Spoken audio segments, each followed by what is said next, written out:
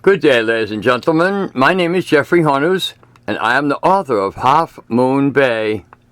This is a true life adventure extending over a time span of 8 years, reaching its highlights and its most majestic moments on the island of Jamaica in the year 1972.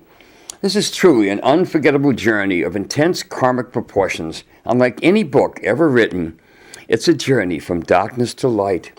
You may even say it's a modern-day spiritual epic. This is an account of trusted friends and human nature, of explosive years enhanced by fortunes and engulfed by misfortunes in the marijuana trade, of smuggling, suspense, betrayal, romance, and love. Deeper still, it embraces a search for the answers to the meaning of life, a struggle between the short-lived pleasures of worldly joys and the yearning for spiritual truth. From a small fishing village in the tip of Cape Cod to adventure in far-off lands, every event in these pages is true. The names of certain persons have been changed to protect the guilty. My moderate income as an artist financed an enterprise which expanded to include more than 35 men and extended across the boundaries of Mexico, Colombia, England, Spain, France, Switzerland, Holland, Sweden, Morocco, Lebanon, and the West Indies. The episode on the night of the full moon, 5 miles northwest of Half Moon Bay, has become a legend on the island of Jamaica. It was headlined in both American and international press and was documented by a senior Jamaican official as follows. The daring exploits of Columbus, the swashbuckling adventures of Sir Henry Morgan, to name but two, have clothed the translucent waters off these shores with a history as colorful as any. Historians might yet place the early morning events of the 20th of November, 1972, in a special niche of their own. His portrayal will be judged by time. Let me tell you a little bit about my father, the man who was the greatest inspiration in my life. In time, my dad became the owner of Seacraft, the marine manufacturing business he established south of Boston in 1940. But long before I was born, my father was a salesman whose territory was all 5 New England states. One day while in Maine, he met a young woman he fell in love with, and they were married. Unfortunately, she was unable to have children, which hurt my father deeply, as he always wanted a family. As fate had it, in their 7th year of marriage, she was poisoned by a natural gas refrigerator and died. So saddened was my father that he took $10,000 he had saved out of the bank and bought a ticket to travel around the world, hoping to forget his sorrow.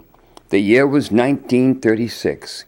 He departed by ship from San Francisco, landing at different ports, beginning with Hawaii, then the island of Fiji in the South Pacific, Japan, and onto Shanghai, China, where he boarded a train to see the Great Wall of China.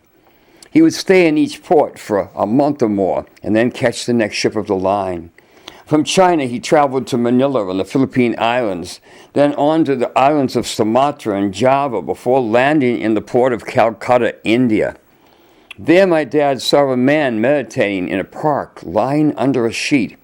As he stared toward the man, he stood up and walked directly over to my father and spoke English, which shocked my dad. What my dad didn't realize at that time was that this mysterious stranger was a spiritual master who knew the souls of men as well as his own soul better than all materialistically minded men in the world. The stranger said to my dad, "You're a very sad man, aren't you? You just lost your wife." My father replied, "How do you know?" He said, "You come back tomorrow and I'll tell you more about yourself." The next day, he said to my dad, "Where I can go now, you'll only be able to go after you die. But I can go there now and come back. From the time you were born, your life is written. You will be married 3 times in your life. You will have 2 children. You're going to live a long life and never die a long or suffering death." My father's faith in God became the foundation and inspiration of my life. A year after my dad returned to Boston, he met my mother, Esther. She had a baby boy, and it died at childbirth. Then I was born, and 3 years later, my younger brother, Richard. When I was 6 and my brother 3, they divorced. My brother and I then lived with our mother. A year later, our dad met a woman who was the secretary to the vice president of American Airlines in Boston. Her name was June Winslow, named June because she was born on June 1st. Our dad and June soon married. My brother and I then moved in with our dad and stepmother. June's oldest known relative was Edward Winslow, who in 1620 sailed from England across the Atlantic Ocean aboard the Mayflower, which first landed on the tip of Cape Cod in Provincetown. The Pilgrims, as they were called, later settled on the mainland side of Cape Cod Bay and named their settlement Plymouth, after the town they departed from in England. There they established the Massachusetts Bay Colony. They were the first Europeans to settle in New England. Our stepmother June inherited a house from her family in Provincetown. Provincetown was the Portuguese fishing port, which later also became known as an art colony. This is where my brother and I spent our summers and where we learned to swim, skin dive, and sail. Our childhood friends were the sons of Portuguese fishermen. At the age of 8, I began painting watercolors on the old wooden town pier of Provincetown, which I sold to tourists.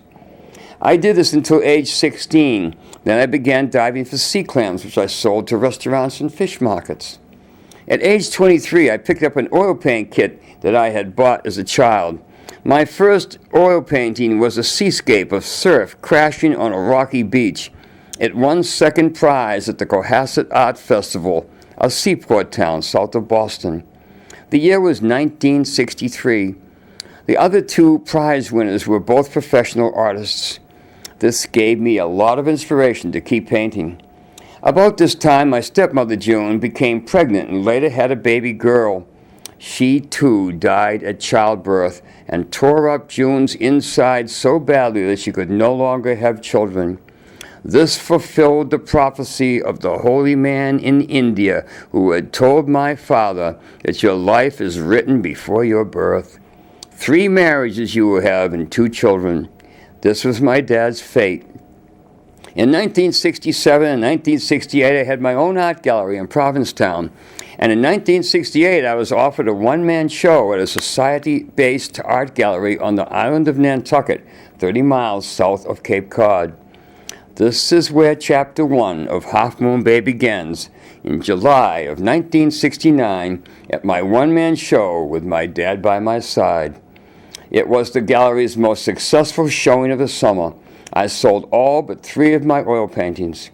I would like to invite you to read The Adventures of Half Moon Bay, and I guarantee you it will touch your heart with emotions on many different levels. Have a good day. Goodbye for now. Edward Noon, Division Chief of the Florida Joint Task Force, says read Half Moon Bay.